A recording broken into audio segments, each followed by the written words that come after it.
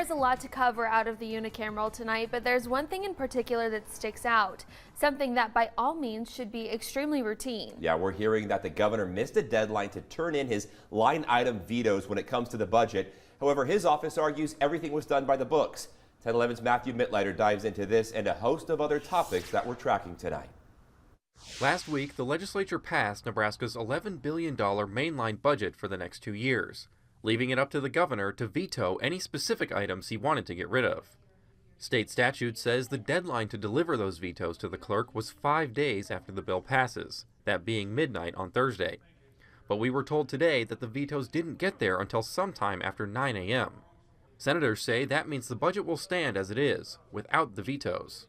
You know, it's a pretty costly error on their part, but at the end of the day, I think that we have to move on. I don't think there really is a next step. No, there's no problem. The budget does balance, so we didn't have to have those vetoes to balance the budget. And until something changes, we are proceeding with the budget.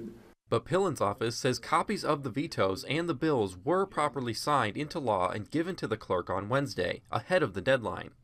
The issue seems to be that copies were used instead of the actual bills themselves.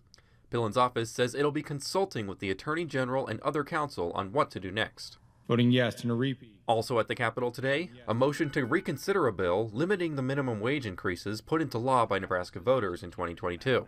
Introduced by Senator Jane Raybould, that bill would have capped those increases, but failed during final reading last week. After a vote to reconsider today, it appears this won't come back up again until next year. Doesn't give the commission. Finally, the Medical Cannabis Commission, created by Nebraska voters last year to regulate and license medical cannabis businesses, had hearings today for its 2 governor-appointed nominees. Laurel Muting and Monica Oldenburg answered questions, both having previously spoken against medical marijuana. So is it still your position that not everybody wants it? Yeah, I know lots of people that don't want medical marijuana. Are you one of them? That's not the role of the commission right now. The role of the commission is to put rules and regulations in place.